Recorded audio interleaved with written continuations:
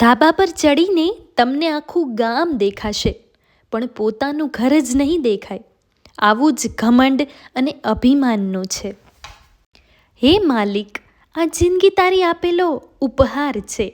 શ્વાસ જ બધો જ ઉધાર છે. અભિમાન કરીએ તો છે ને, અમે તો તારા ભાડુઆ જ છીએ. આંખે જોયેલી અને કાને સાંભળેલી વાત પર જ વિશ્વાસ કરવો, કારણ કે દુનિયા એડિટિંગ અને શેર કરવામાં હોશિયાર છે. જે ખોયું છે એ સાથે લઈને આવ્યા ન હતા, તો પછી દુઃખ શેનું?